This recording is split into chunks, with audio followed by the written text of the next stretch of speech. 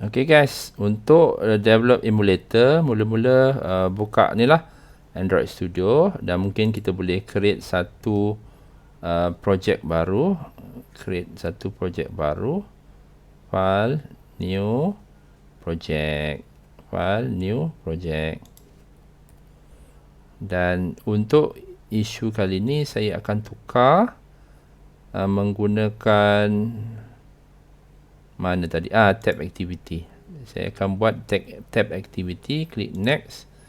Ni kita tukar nama dia kepada my tab swiper.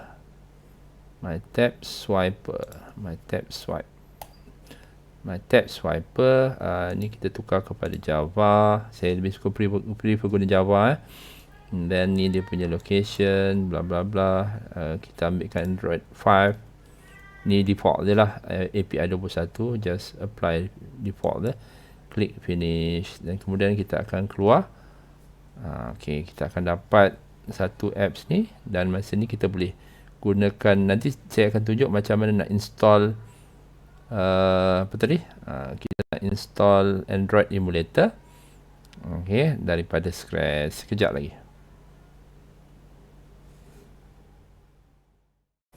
Okay guys, bila kita buat menggunakan Android Studio, pembangunan apps mobile, kita perlu gunakan satu testing device, ataupun biasanya kalau kita tak boleh nak connect dengan Android phone, kita boleh gunakan emulator.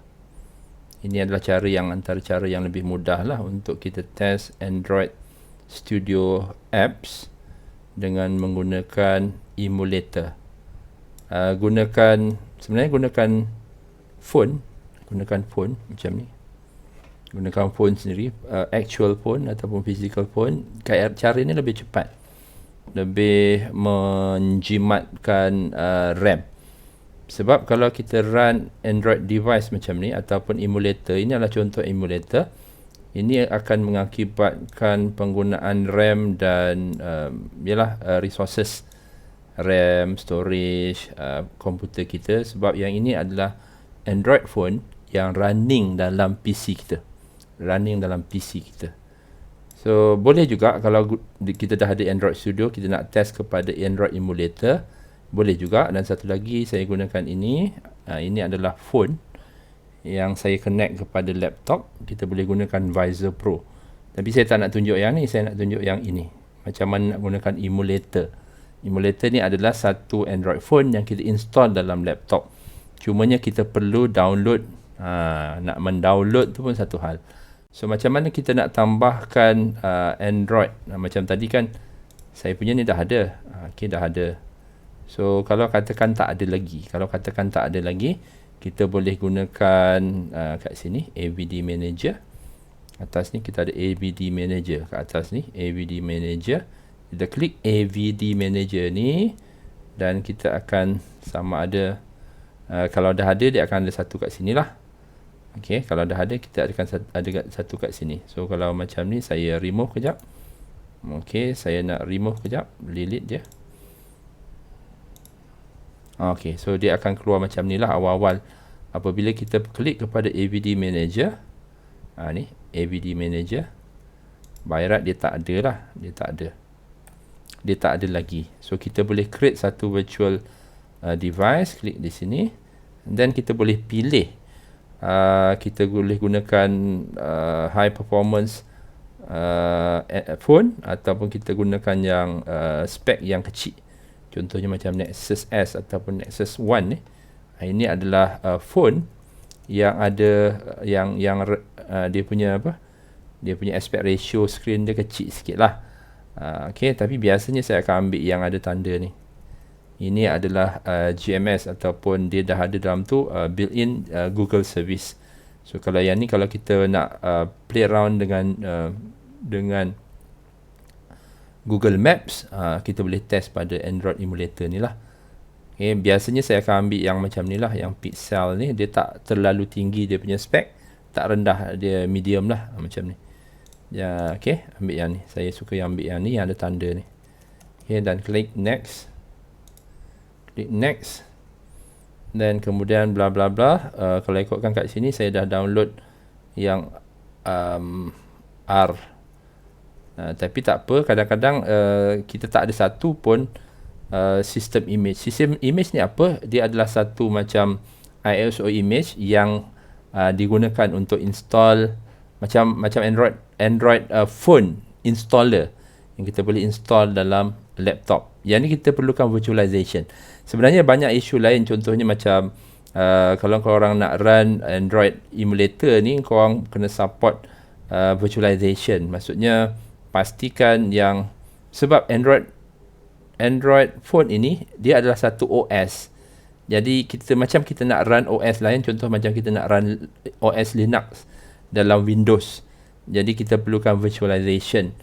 Ada beberapa item lah, contohnya macam HexM, keperluan HexM, dan kita kena onkan virtualization dalam BIOS setup laptop kita. Itu panjang sikit lah.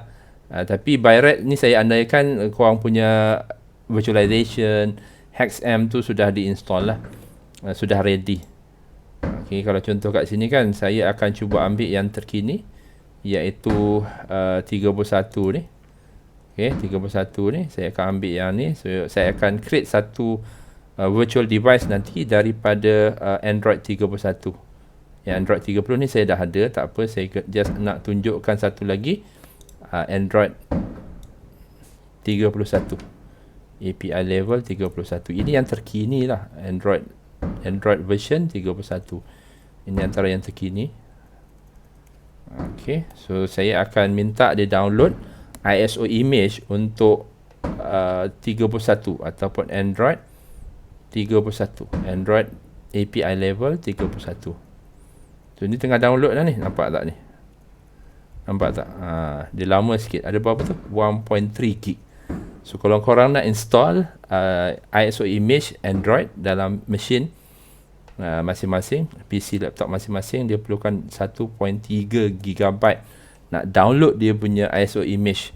Dan lepas tu nanti dia akan install, dan mungkin dia memerlukan lebih daripada mungkin kadang-kadang 4 gig dia punya footprint.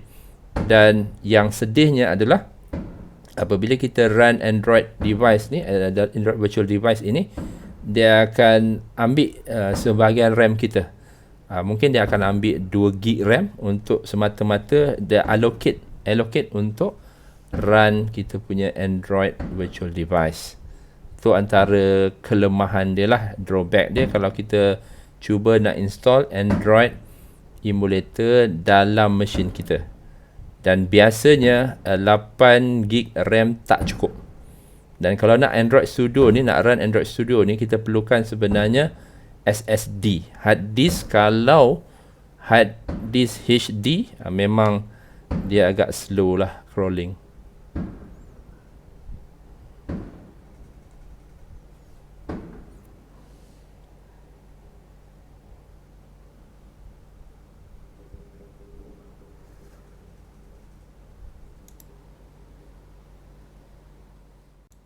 Okay, dah habis download ni. So klik lah finish.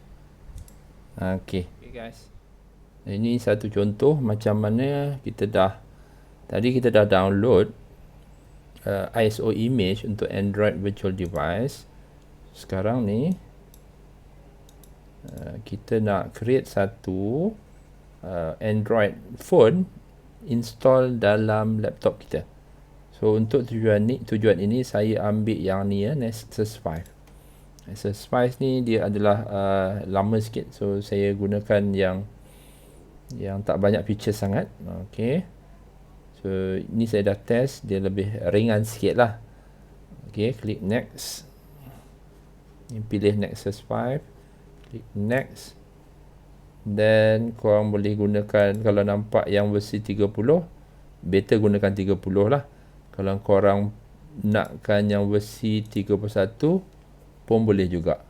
Macam kat case saya ni, dia sarankan versi 30.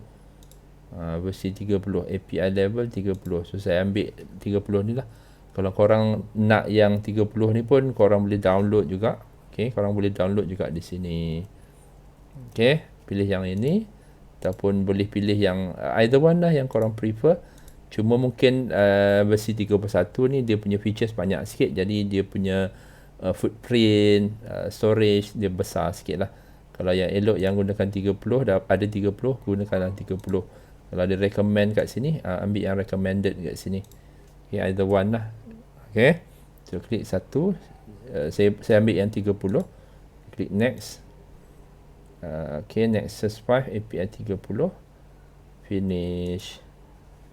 So nanti dia akan keluar macam ni. So kita klik ni, klik action ni, klik yang ni, klik yang ini untuk kita execute ataupun install satu Android phone dalam laptop kita. Ni dia kata starting AVD bawah ni, launching emulator. Nanti dia akan keluar, ni lah phone yang kita dah cuba install. Kita tengah install ni, belum berjaya lagi, tapi dia tengah installing lah, dan dia ambil masa untuk build up ataupun untuk initialize OS. So kita tunggu kejap, kat sini dia akan keluar nanti. Ini adalah phone yang kita install dalam laptop. Okay, dah keluar sikit Google. Bawah ni nanti akan keluar Android. Okay, so dia tengah build up lah tu, tengah initialize OS dalam virtual phone kita.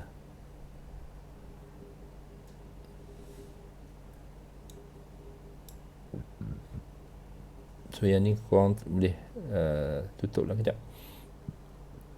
Tapi pastikan Android emulator ni sentiasa on lah. Bila kita nak test pun dia kena sentiasa on. Sentiasa on lah. Cuma itulah, bila kita on Android emulator ni, dia akan banyak pakai kita punya memory. Contoh kat sini kan, tu memory kita dah hampir penuh. Macam saya ni, saya gunakan 16GB tau. Kalau korang gunakan 8GB, dia akan lagi slow lah. Itu drawback dia lah untuk kita install Android emulator dalam dalam laptop.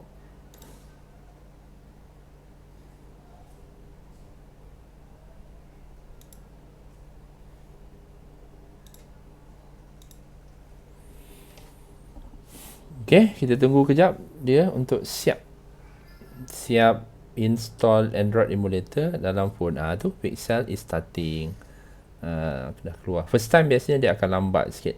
Nanti kalau second time kemudian, most likely dia akan lebih cepat sikit lah, sebab ini adalah first time dia install Android OS dalam laptop kita. Okay, dah siap. Okay, nanti kita akan nampak di bahagian ini, kita boleh connect kepada Nexus 5. Okay, kita boleh tukar ni kepada Nexus 5. Ni Nexus 5 API 30. Klik sini lah. Jadi sekarang ni kita dah boleh cuba untuk install ataupun run apps Android kita ni ke dalam Android emulator kita. Klik mana? Di sini. Klik di sebelah ni, tukar dia kepada Nexus. Okay, Nexus API Nexus 5, dan klik di sini. Tekan je run, dan dia akan tolong masuk ke dalam, dia akan push masuk ke dalam apps yang kita tengah buat dalam Android Studio ni. Dia akan push masuk ke dalam kita punya emulator. So apps yang kita buat ni adalah satu, kita nampak kat sini, nampak bawah sini kan. Okay, so dia akan keluar sebagai satu tab. Dia ada multiple tab dan kita boleh swipe ni. Dia ada page 1, page 2, page 3, page 4, page 5. Ada 5 screen. Dan nanti dia akan nampak di dalam ini selepas kita habis install. Ni, dia tengah installing ni. Tunggu lagi.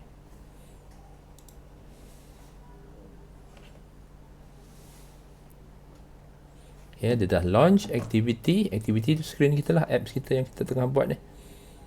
Dia dah launch, dah berjaya install. Ini adalah apps yang kita usahakan sebagai permulaan. So pastikan korang boleh dapat macam ni lah. Okey, itu contoh macam mana kita nak install Android virtual device ataupun Android emulator. Okey, bye. Terima kasih. Tolong like, subscribe dan komen. Assalamualaikum.